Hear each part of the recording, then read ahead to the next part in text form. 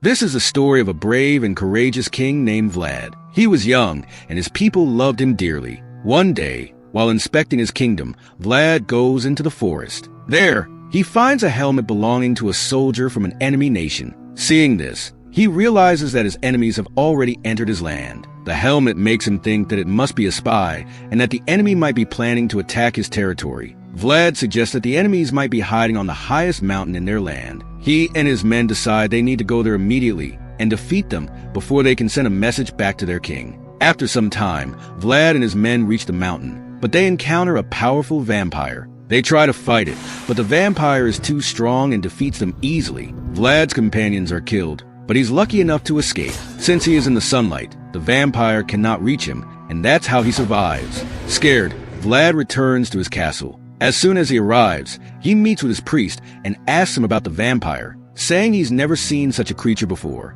The priest explains that a monstrous being lives on that mountain, one that thirsts for blood. He tells Vlad that it must have killed his companions and probably drank their blood already. The priest further explains that the vampire was once a human, but when he followed the orders of the devil, he turned into a demonic vampire. He's been trapped on that mountain for many years and can only be freed if he transfers his dark powers to another human, turning them into a vampire as well. However, the vampire hasn't found anyone to do this with yet. After hearing this, Vlad tells the priest to keep this information secret, as he doesn't want people to panic if they find out. A little later, the enemy nation, called Turkey, comes into the picture. At that time, Turkey was a very powerful empire, and it collected a huge amount of money from smaller nations every year to avoid attacking them. Vlad's country was one of those nations that paid gold and silver coins to Turkey to keep them at bay. Reluctantly, Vlad hands over many gold and silver coins to the Turkish soldier. However, the soldier has one more demand. He says that Turkey also wants 100 young boys from Vlad's land to train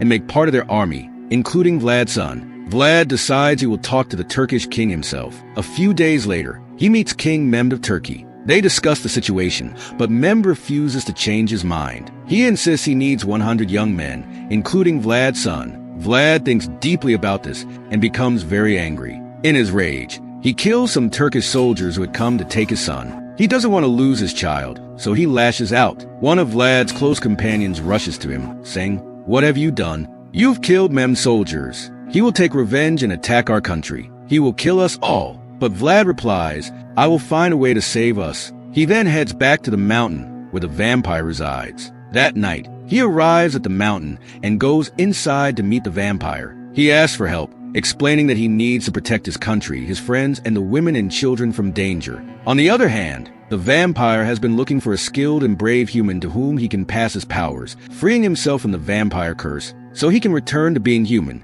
Both of them need each other. The vampire takes his blood and puts it into a bowl. "Drink this," he says. "Once you do, all my powers will flow into you. You will become so strong that you can defeat the largest enemy army, no matter how many soldiers they have. You will easily overpower them. But the vampire has one condition. After you become a vampire, you have 3 days. If you don't drink human blood during that time, you'll turn back into a human. But if you drink any human blood, you will remain a vampire forever, and I will be free." Vlad knows he must do anything to save his country, so he agrees to the deal and drinks the blood. As soon as he does, he becomes a vampire and falls unconscious. When he wakes up, he finds himself in the forest and realizes he has gained incredible powers. He starts to run at lightning speed, and a swarm of bats follows him.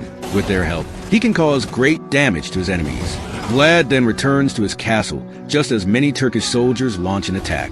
He steps out of the fortress, ready to fight. Alone, he faces thousands of Turkish soldiers, wielding his sword and spear. An epic battle ensues, and it's an exhilarating sight to behold.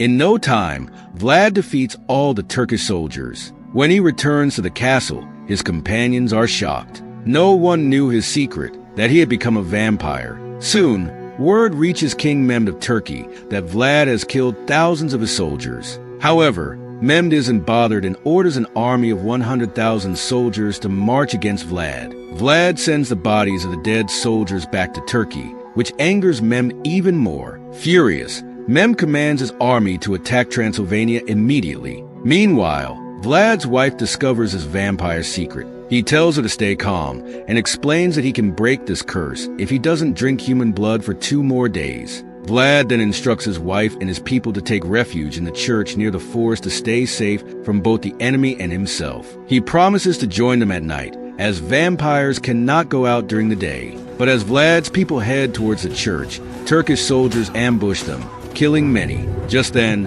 Vlad arrives and begins fighting off the Turkish soldiers one by one. When the remaining soldiers return to Turkey, the news spreads like wildfire that a demon, a vampire, is impossible to defeat. Fear spreads through Mehmed's army as they realize they are up against an unstoppable force. Worried that his army's morale might break, Mehmed orders his soldiers to be blinded so they cannot see Vlad and fear him. He then sends his troops back into battle. Meanwhile, the people and the priests at the church discover Vlad's vampire secret. Terrified, they turn against him, trapping him in a room and setting it on fire, hoping he will burn. But since Vlad is a vampire, the fire doesn't harm him. He heals his wounds and escapes the flames. Furious, he confronts his people, telling them, "I chose this life for you. I became a vampire to protect you, and you repay me like this." His wife intervenes, calming him down, saying, "Everything will be all right, don't worry." But while they're talking, they lose track of time, and Mehmed's army enters their territory. The soldiers reach close to the castle. Vlad realizes he needs to face the massive army, and he uses his powers to control a swarm of bats that live in the church. He commands them to attack the enemy army, launching a fierce assault on Mehmed's forces. In the battle, Vlad kills many Turkish soldiers and then heads into the fight himself. Meanwhile, some Turkish soldiers sneak into the castle where his wife and son are hiding.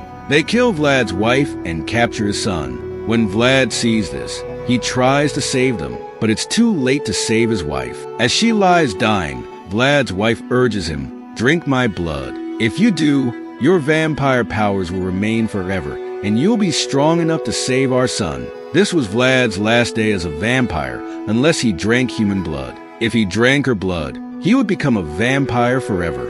Vlad didn't want this fate, but with no other option, he tearfully bites her neck and drinks her blood. Now, Vlad is permanently a vampire, and the ancient vampire from the mountain is freed from the curse as per their deal. Vlad, now fully transformed, goes to his dying companions and gives them his blood, turning them into vampires as well. With their newfound strength, they immediately launch an attack on the Turkish soldiers. Using his powers, Vlad covers the sky with bats and clouds, turning the day into night, allowing his army to fight without the danger of sunlight. Together, they slaughter the Turkish soldiers. Finally, Vlad and Mehmed face each other. Mehmed, knowing that Vlad is a vampire, had filled his tent with silver coins, as silver weakens vampires. Vlad struggles as his powers are diminished by the silver, but after a fierce fight, he barely manages to defeat and kill Mehmed. Vlad then frees his son and takes him outside. He asks his remaining companion about the other survivors, but his friend tells him, "Your son is the only one left." Now, the vampires around Vlad, hungry for blood, begin to turn on his son. One of them steps forward to kill the boy, but Vlad, filled with rage, kills him with a spear. The others, terrified, back away. A priest arrives, and Vlad sends his son away with him to keep him safe. Though it was daytime, Vlad uses his powers to bring clouds and cover the sun, creating a dark, night-like atmosphere. He then lifts the clouds, allowing sunlight to shine down once again. As the sunlight pours down, all the vampires begin to burn, and one by one, they perish. Vlad's sacrifice ultimately saves everyone. Afterward, his son is crowned as the new king of Transylvania, taking his father's place as ruler of the kingdom. In the final scene, the priest approaches Vlad's body and offers him his blood, reviving Vlad once again. Vlad comes back to life, but his fate remains uncertain. The movie ends on this bittersweet note, leaving the audience with a sense of tragedy and mystery.